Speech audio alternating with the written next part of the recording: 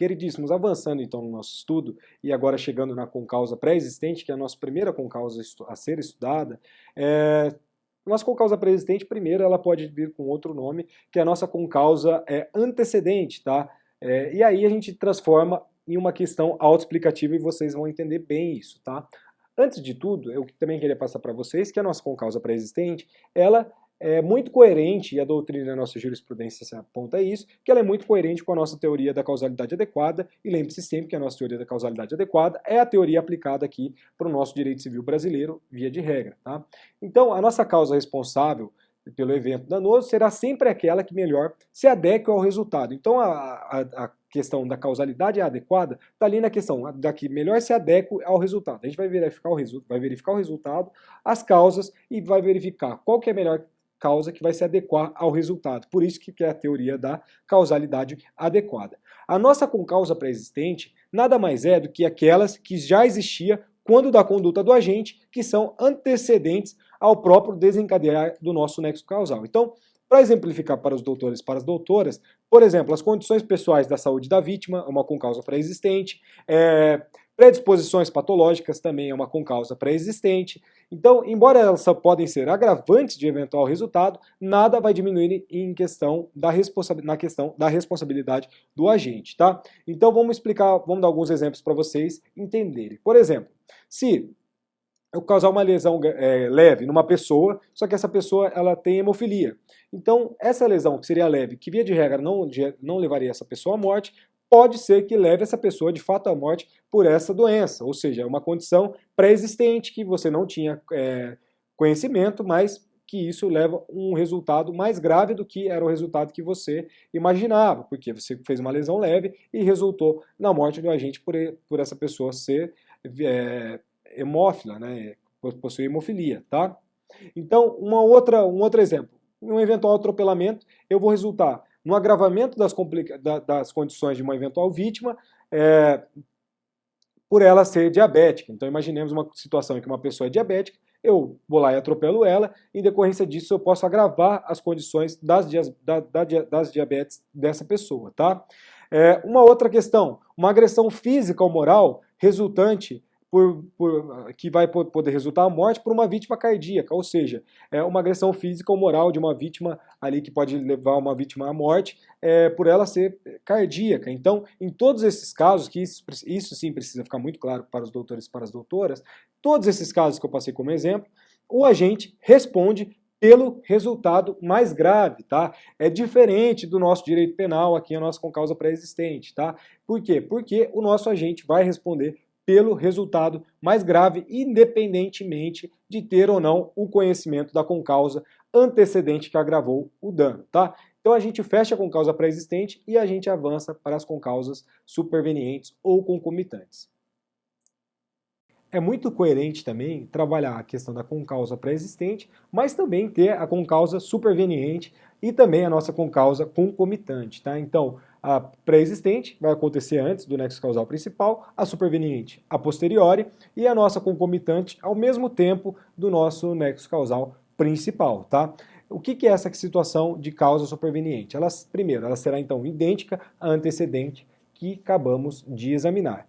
Mas o que vai acontecer de diferente? Ela vai ocorrer já depois do desencadeamento, do nosso nexo causal. Então, embora concorra também para o nosso agravamento do resultado e nada favorece o agente, tá? Então a nossa vítima de um atropelamento, por exemplo, que não é socorrida em tempo, perde muito sangue e vem a falecer. Então essa é a nossa causa superveniente. Embora tenha concorrido para a morte da vítima, será irrelevante em relação ao nosso agente. Por quê? Porque por si só não produziu o resultado, mas apenas o reforçou. Então entendemos essa questão, por exemplo, nessa daqui da ambulância que demorou muito para chegar. A gente tem uma concausa superveniente, depois do próprio desencadeamento, do nosso nexo causal.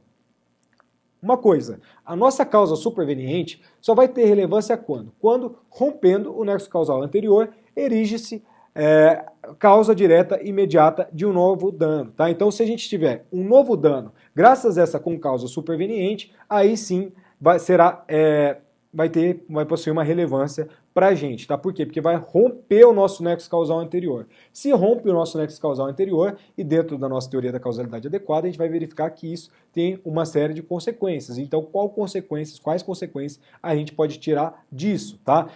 Então, o nosso fato superveniente ele só vai exercer influência quando? Quando o dano produzido resulta exclusivamente desse fato, ainda que idôneo para produzir mesmo resultado no caso do fato pré-existente, porque só em tal hipótese em que o fato superveniente assume um papel predominante e absorvente é que se pode cogitar a interrupção do nosso nexo causal. Então a gente vai verificar que ele vai ganhar relevância quando? Quando esse esse fato superveniente possa vir a causar uma interrupção do nosso nexo causal inicial, tá? Então vai gerar um segundo nexo causal e aí é muito interessante para a gente, por quê? Porque a gente aplica a nossa teoria da causalidade adequada, tá? Então o mesmo tratamento aqui no caso deve ser dado a nossa causa concomitante, tá? Então eu vou passar um exemplo de uma concausa concomitante e vocês vão entender muito bem o que eu estou querendo dizer aqui, tá?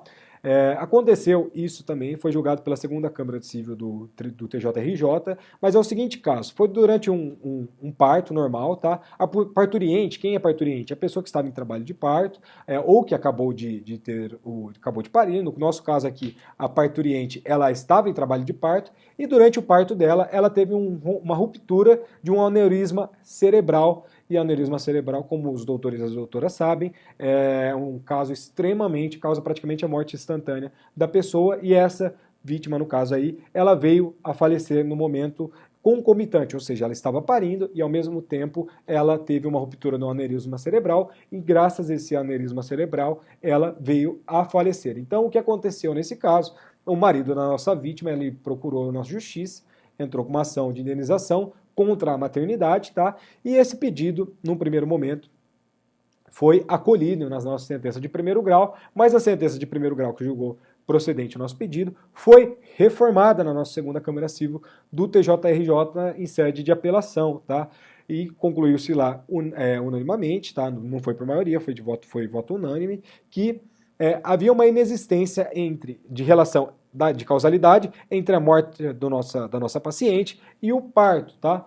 Porque existia uma inexistência, aliás, não existia, né? Existia a inexistência, então inexistia a relação de causalidade entre a morte da nossa paciente e o parto. Por quê? Por causa do nosso aneurisma cerebral. Eles verificaram lá que o nosso aneurisma cerebral é um edema, um hematoma no cérebro que não guarda nenhuma relação com o parto, tá? Então, quando a nossa vítima desse caso, ela estava fazendo inúmeros exames do pré-natal, nenhum desses exames foi constatado ali o aneurisma. Por quê? Porque ele é imprevisível, é um elemento imprevisível, ele é indetectável. Então os exames, eles nunca apontaram nada desse aneurisma, tá? Esse aneurisma, é só para falar para os doutores e para as doutoras, ele pode ter uma origem congênita ou decorrente de uma dilatação de uma artéria, tá? Então é um quadro fisiológico totalmente dependente da nossa gravidez, tá? Então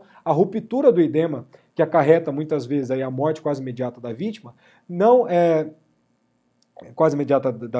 obstante, concomitante ao parto, foi a causa-mortes adequada causa-mortes adequada, imediata e exclusiva. Então, não é imputável, portanto, aos médicos que realizaram o parto a responsabilidade pela morte dessa vítima, tá? Por quê? Porque não era admissível responsabilizar a maternidade, por quê? Porque a causa-mortes adequada, a causa-mortes ali que foi imediata e direta, exclusiva no caso da vítima, foi o aneurisma cerebral e não o parto, tá? Então, não fosse a fatídica ruptura no nosso aneurisma cerebral, repita-se, a parturiente nada teria sofrido de anormal. Então, se não fosse a nossa ruptura do aneurisma, essa parturiente ela estaria viva, enfim, ela não teria vindo a falecer, tá? Então, por esse motivo, houve um rompimento do nosso nexo causal, que era o nexo causal inaugural. O nosso nexo causal inaugural qual que era? Ali o nosso trabalho de parto, tá? Mas, em decorrência do aneurisma, que é uma concausa superveniente e que de fato interrompeu o primeiro nexo causal, a nossa maternidade foi isenta, não foi considerada responsável pela morte dessa vítima, tá? Então a gente fecha a nossa concausa superveniente e agora a gente parte para a nossa coparticipação, solidariedade, causalidade comum, que é um ponto extremamente interessante para as nossas aulas, tá? Então eu vou finalizar esse vídeo e a gente já volta com essa outra concausa. Até breve.